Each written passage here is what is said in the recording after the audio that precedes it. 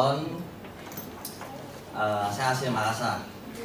Jadi saya mau cerita dikit tentang pengalaman saya dan kebaikan Tuhan apa yang saya alami. Jadi saya cerita dulu ya. Dulu saya hidupnya berantakan, gak ada tujuan. Terus ya inilah kayak berandalan lah, gak ada tujuan. Teman-temannya nggak bener semua. Sampai saya ikut pergaulan bebas dan yang paling parahnya menurut saya adalah terjerat narkoba. Dan narkobanya itu jenisnya ekstasi. Ada yang tahu nggak? Atau ada yang pernah coba nggak di sini? Jangan coba ya. Jadi dulu hidup saya cuman kerja cari uang buat malamnya make. Soalnya pas narkoba itu kalau orang-orang yang make itu pasti rasanya seperti surga udah deket. Tapi nyata enggak. Jadi tiap hari, tiap minggu saya lakuin cuman tiap malam clubbing, tiap malam dugem, karaoke gitu aja tiap malam. Sampai saya cuman cari nikmat gading lah ya. Jadi mungkin hampir udah banyak dari jenis-jenis narkoba sih dia udah coba. Sampai ada satu momen saya lagi pakai sama teman-teman saya rame-rame di satu ruang karaoke. Nah, lagi pakai terus kejadiannya cuma beberapa detik aja gitu. Lagi pakai kan speakernya gede pasti kan kalau orang pakai kayak gitu kan, pakai ekstasi. Tiba-tiba rasanya speaker ini mati. Dan pas mati rasanya kayak ada yang manggil nama saya gitu. Kayak Alton gitu, kayak dari suaranya itu kayak suara ajak pulang gitu. Dan seketika saya buka mata, saya pikir kenapa nih musiknya bermasalah apa? Langsung musiknya nyala lagi dan saya cek siapa ya panggil sama saya. Nggak ada sama sekali. Teman saya pada asing masing-masing gitu. Terus pada saat itu saya udah pikir, apa nih? Jangan-jangan Tuhan nih. Cuman karena lagi lagi high gitu, jadi rasanya seperti halusinasi lah, malah halusinasi. Dan setelah itu lanjut tiap hari aja kayak gitu sampai dosis saya makin hari makin meningkat dan semua jenis obat-obatan udah saya coba juga, udah pakai. Makin hari dosis saya makin meningkat dan ada satu hari saya udah pakai banyak banget, tapi udah nggak rasa nikmatnya lagi gitu. Jadi badan saya capek, terus daging saya minta nikmatnya gitu. Aduh saya udah capek. Saya masih ingat itu tempatnya di ruang karaoke. Jadi saya tiba-tiba aja keingat Tuhan. Pas ingat Tuhan, saya cuma bilang, Tuhan, saya pengen keluar dari kehidupan seperti ini. Kalau memang Engkau ada, tolong bantu aku keluar dari kehidupan seperti ini. Dan tolong kirim orang yang bisa membimbing aku ke jalan yang benar dan kehidupan yang lebih baik. Dan setelah doa itu, gak tahu kenapa ya, banyak kejadian aneh. Salah satunya saya pernah digerebek, tapi untungnya nggak ditangkap. Saya pernah digerebek dan mulai dapat masalah keluarga, masalah pertemanan, masalah pekerjaan, keuangan, sampai kalah judi, sampai bener-bener duit saya habis. Sampai saya berada di titik yang paling bawah, yang minus lagi lah dalam hidup saya.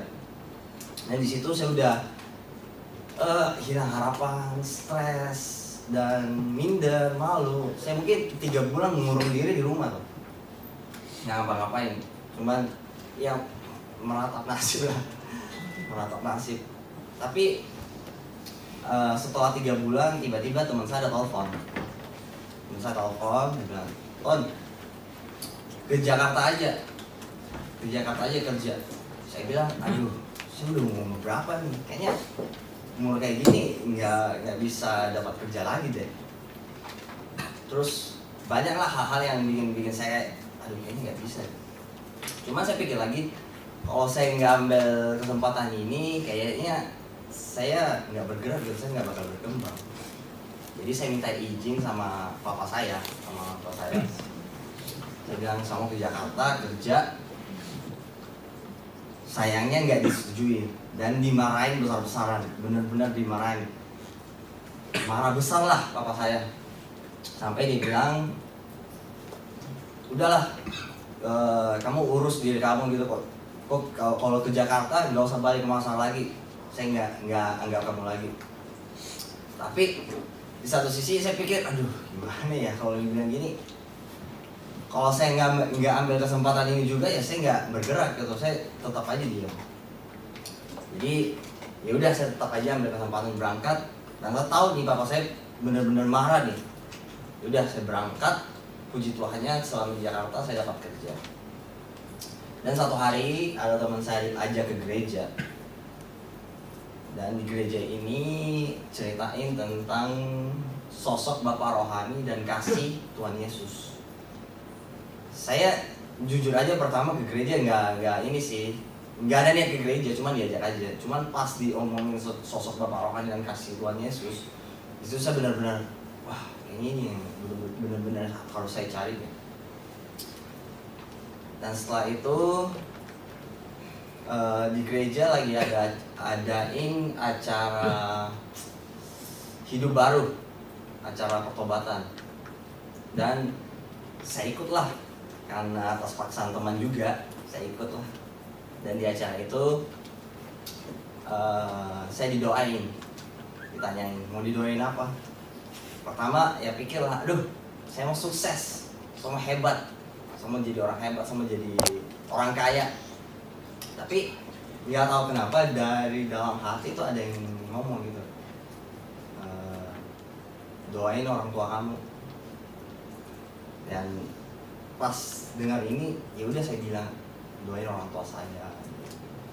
Pas setelah saya balik dari acara itu, setelah papa saya yang udah lama gak pernah telepon, udah marah saya, tiba-tiba telepon. Saya pikir, aduh mati, dimarahin nih. Dimarahin apa nih?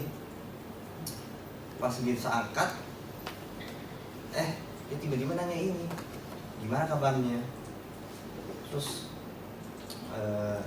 gimana kerjaannya, sudah makan belum, perhatian gitu. Duh, di situ saya, aneh gini ya, kan udah lama gak telepon, gak, jadi kok aneh gini ya. Terus saya pikir, wah jangan-jangan doa tadi. Wah disitulah saya udah mulai, hati saya udah mulai percaya. Di situ saya udah mulai ikut rajin ke gereja, terus ikut komsel, pelayanan di gereja, dan aktivitas-aktivitas di gereja lah, saya rajin banget. Tapi bukan nggak sampai di situ sih. Ada satu momen yang buat saya sangat down gitu. Terus saya berdoa, tanya Tuhan, aduh, kok kalau emang ini rencananya Tuhan, kok ini ya, kok hidup saya belum naik-naik, secara finansial belum naik-naik, terus secara karir juga kok belum naik-naik ya. Benar nggak sih, maksudnya ini di Alkitab rencananya indah, rencananya baik kan, kok hidup saya gini-gini aja ya. Tapi pas saya doa itu, dalam hati nih ada yang bilang gini, coba selidiki hidup kamu sekarang. Pertama saya merenung, apa ya, saya masih miskin, masih belum ada apa-apa ya. Tapi setelah saya pikir-pikir, wah iya ya, saya sampai di Jakarta sini saya udah lepas narkoba, saya udah lepas dari pergaulan bebas, dan rokok, sudah lepas rokok, dan kebiasaan-kebiasaan buruk lainnya. Dan dalam hati ngomong lagi, saya masih agak ragu tuh, masih tanya Tuhan, bener gak sih? Dalam hati ngomong, nggak secara kebetulan kamu bisa sampai di Jakarta, dan nggak secara kebetulan kamu bisa tertanam di satu buah gereja, dan nggak secara kebetulan juga kamu bisa pelayanan. Dan di situ hati saya udah mulai benar-benar percaya, karena sampai hari ini saya bisa ada di depan sini sharing buat teman-teman. Saya percaya itu semua karena Tuhan. Dan saya mau tambahin lagi dikit. Tuhan selamatkan saya bukan dengan sesuatu yang baik, bukan dengan sesuatu yang indah, bukan dengan sesuatu selesai masalah, kasih saya duit gitu, enggak. Tapi dengan proses, dengan ujian atau masalah. Dan proses sama ujian itu yang membuat karakter saya. Jadi kalau teman-teman di sini semua yang mungkin sekarang ada dalam proses atau ujian, saya yakin teman-teman di sini semua Tuhan mau angkat dari satu level ke level berikutnya. Amin. Mungkin saya mau tambahin ayat, mungkin kita bisa buka Alkitab kita masing-masing satu ayat mengenai proses, mengenai ujian. Kita baca sama-sama ya.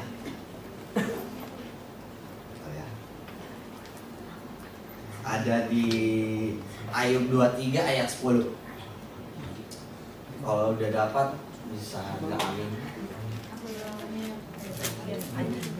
Ayub 23 ayat 10. Karena ia tahu jalan hidupku, seandainya ia memuji aku akan timbul seperti emas. Amin. Itu aja sih dari saya.